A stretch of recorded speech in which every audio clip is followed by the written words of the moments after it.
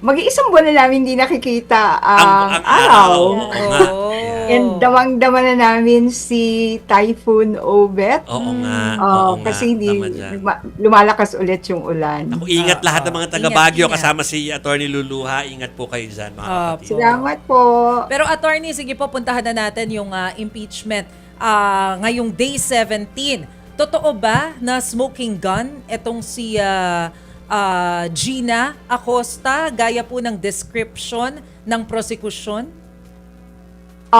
Pwede pong i-qualify natin na gano'n, smoking gun, kasi marami po siyang nasabi na nagre-reveal kung ano talaga yung mga proseso ng pag-handle at paggasta ng confidential funds sa Office of the Vice President.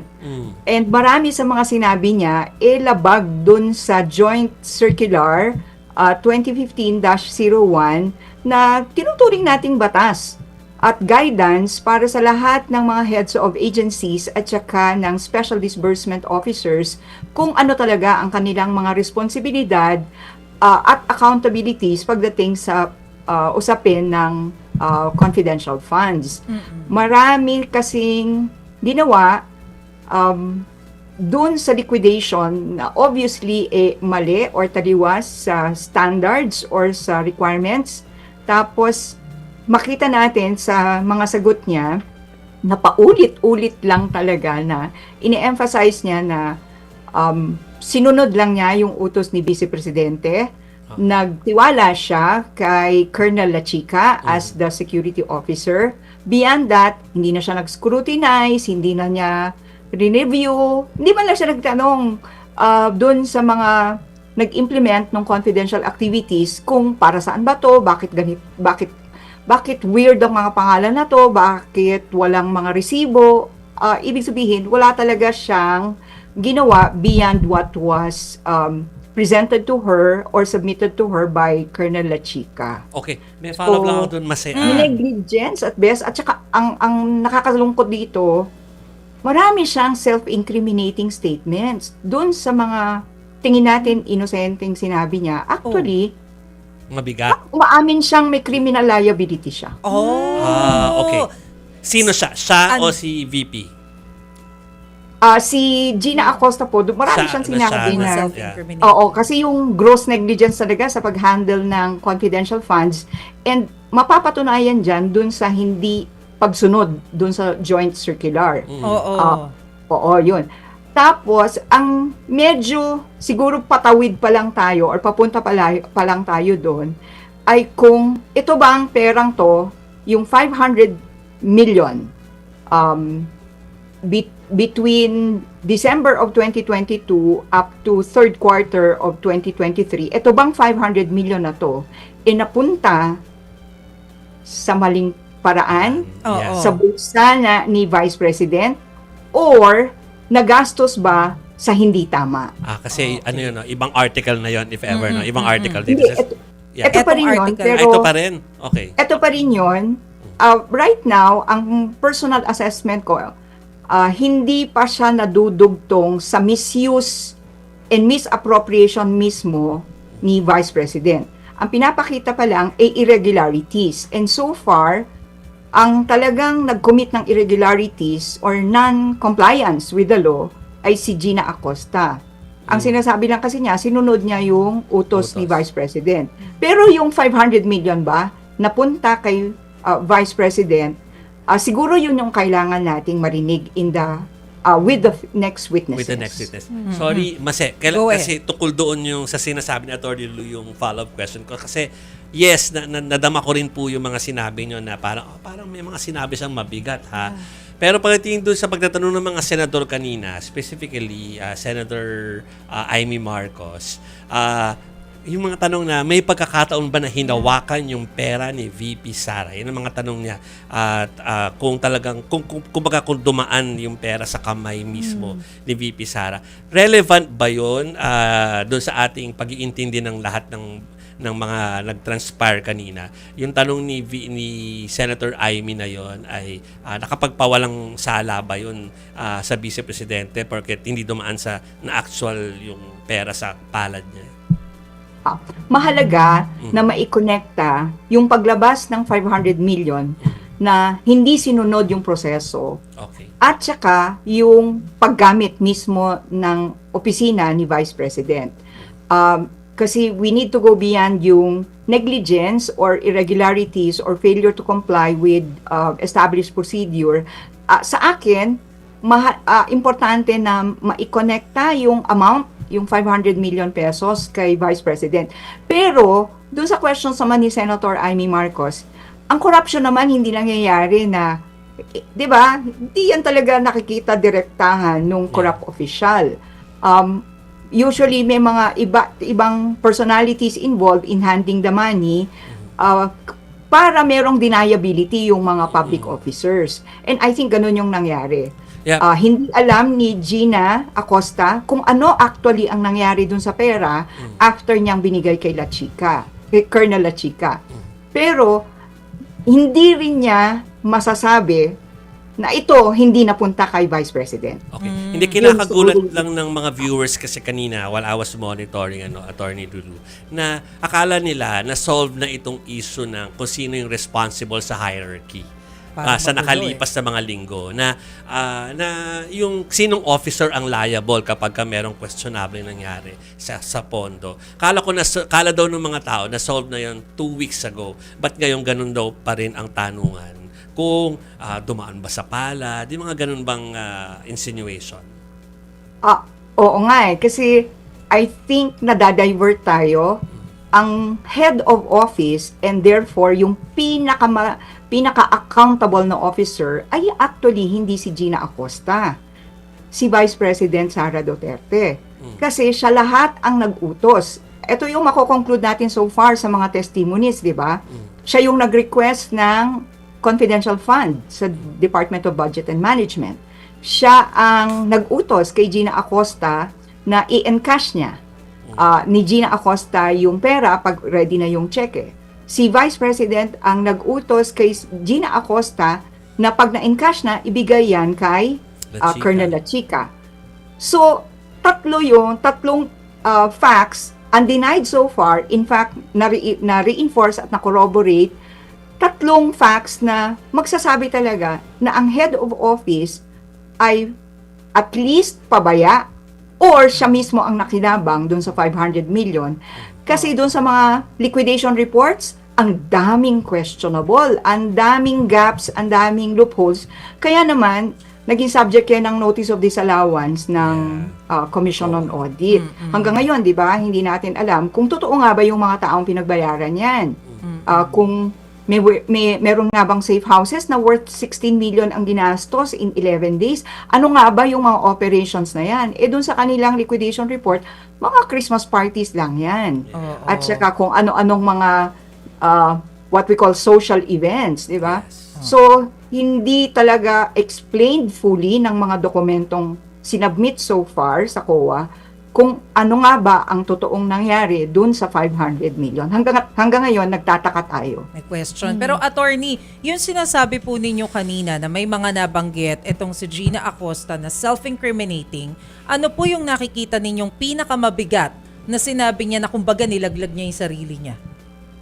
Nung inamin po niya na pag-withdraw niya ng cash mula sa Land Bank, ay tinurn over niya yung cash mismo kay Colonel La Chica, na wala siya dun sa mga confidential operations. Kasi po pag confidential operations, yung special disbursing officer, siya yung direktang nagbabayad dun sa informants, dun sa pagbili ng mga supplies, at pagbayad sa renta ng mga safe houses.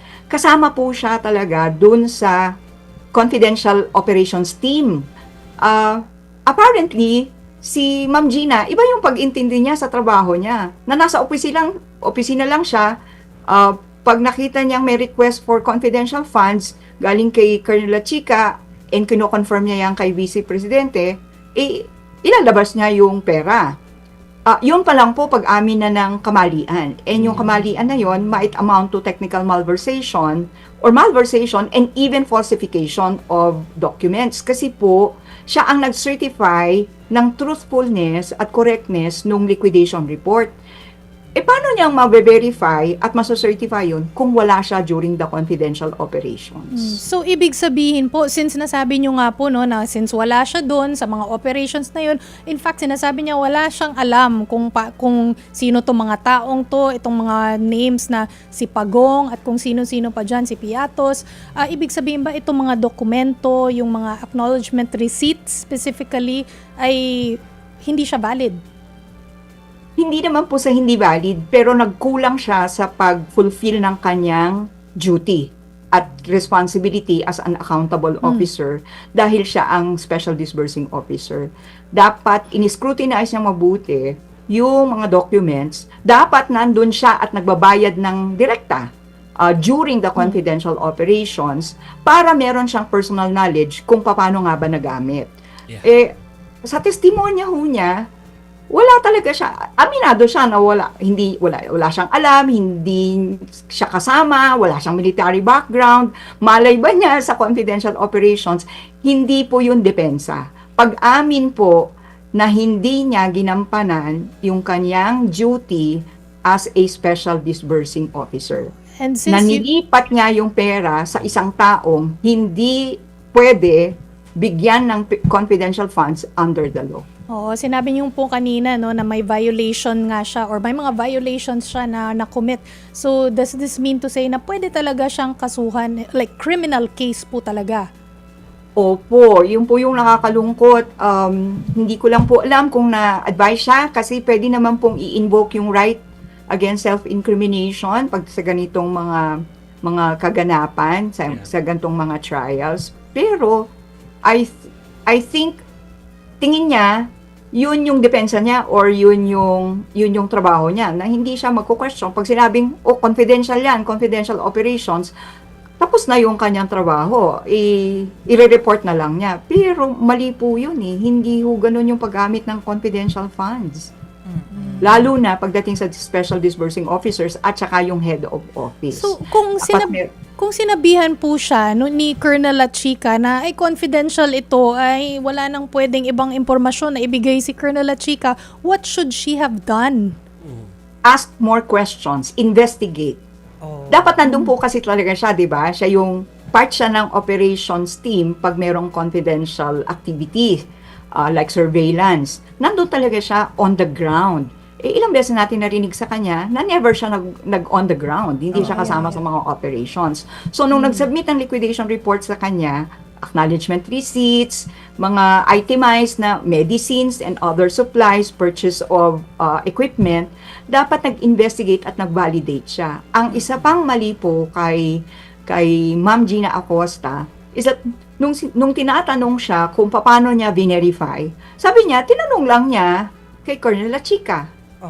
Kay Colonel Lachica nga niya binigay yung pera. Hindi banded, hindi ito authorized na mag-accept at di ba, na i-accept yung transfer ng confidential funds. Iba-validate mo sa isang taong gumasta na hindi mo man lang tinatanong.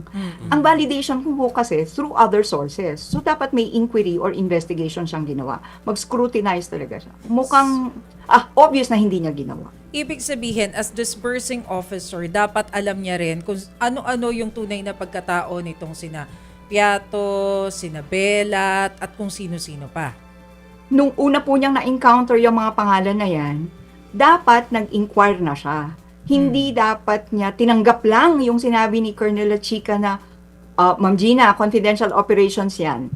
Di ba kasi special disbursing officer siya ng confidential funds. So, meron siyang authority para mag-imbestiga to go beyond the papers, the documents, and conduct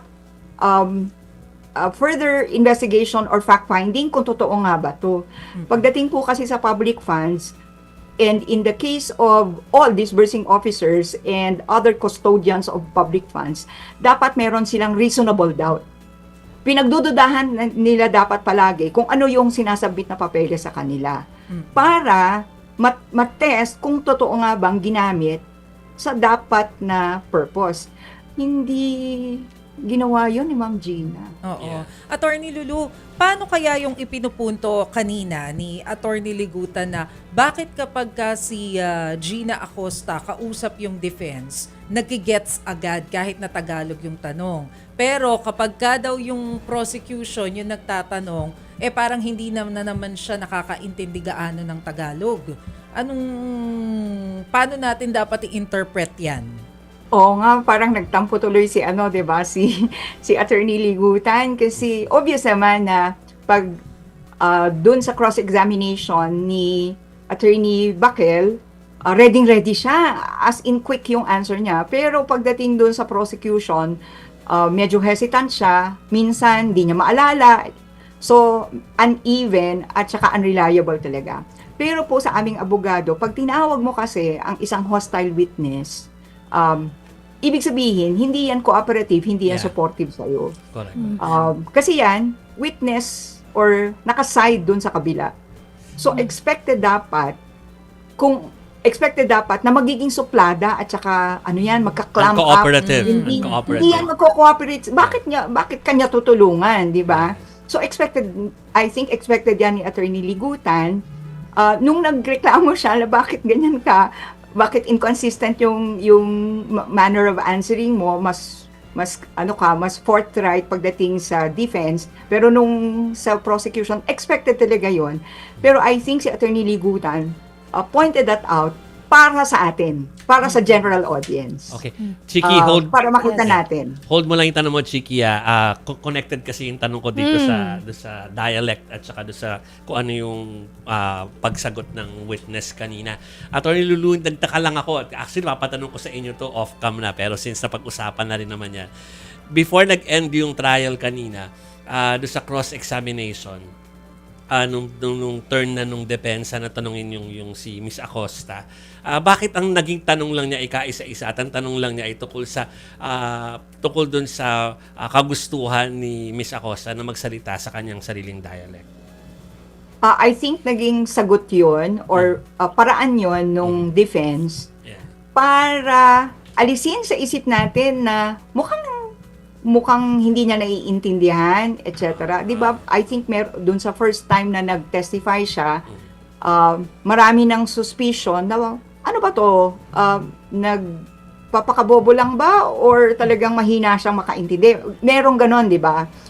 Or may language barrier ba? Parang ganyan. Or may language barrier ba? Or 'di ba yung iba as lumabas kanina, ano to, parang blind stupidity, Sabi nila. blind obedience, ganon. Magandang nilabas yon ng during the cross-examination ng defense counsel para lang hindi maging badge sa character niya. Okay. Kasi di ba ini-impeach siya as a witness, Tama. tinetest kung talagang competent siya, and dun sa testing ngayon, nakikita na mukhang slow siyang makaintindi, mabagal siyang makaintindi ng mga questions. Pag di na niya naintindihan, sasabihin lang niya, hindi ko maalala. Okay. Hindi niya masabi na hindi niya maintindihan kasi nasa English or nasa English yung tanong or Tagalog yung tanong. So I think pang-recover yun ng defense para hindi maging badge ng character niya. Panghuli po sa akin po, attorney, no? So, dapat ba nating i-explore ang possibility na si VP Sara ay inosente sa lahat? Dahil kahit nandyan yung signature po niya, kasi yun yung line of questioning papunta dun ni Senator Amy Marcos, katulad nung na-mention ni Jovi kanina, or was it Mase, na tinatanong niya kung talagang nakita niya si VP Sara, kung nakahawak ng pera or nakatanggap ng pera, and Gina Acosta said, hindi ko nakita. So, ibig sabihin, ang pinupunto ni Senator Amy is, wala namang kinalaman dyan based on sa visuals lang, walang kinalaman si VP Sara. Hindi siya nakahawak, hindi siya nakatanggap. Should we explore this possibility? VP Sara is completely innocent. Not yet. Not No yet. po. Okay. Dangerous po na i-assume natin yan kasi remember, this is an impeachment trial. So, hindi naman po kailangan ng proof of guilt beyond reasonable doubt. Hindi naman natin siya pinapakulong, tinatanggal lang natin siya sa pwesto niya. So, kailangan lang ng substantial, clear and convincing evidence. And the fact na sinabi ni Gina Acosta kanina na hindi naman niya pinakita kay Vice President or hindi dumaan sa kamay, physically hindi dumaan sa kamay ni Vice President kasi hindi niya nakita, yun lang po yun. Hindi niya nakita, pero hindi rin niya alam kung anong ginawa ni Colonel La Chica doon sa pera. Thank Pwede you. Very din kasing, diba, reasonable assumption din Yeah. na from Colonel La Chica, dumiretso kay VP. Tapos lahat ng mga acknowledgement receipts and other documents, lahat yan gawa-gawa lang. At saka sino nag-utos siguro, no? Oo, Ayan, isa pa ayan. yun. Okay, Attorney Lulu, thank you for saying yes again sa ating programa. Kahit maulan dyan sa Baguio at makulimlim. Thank you po.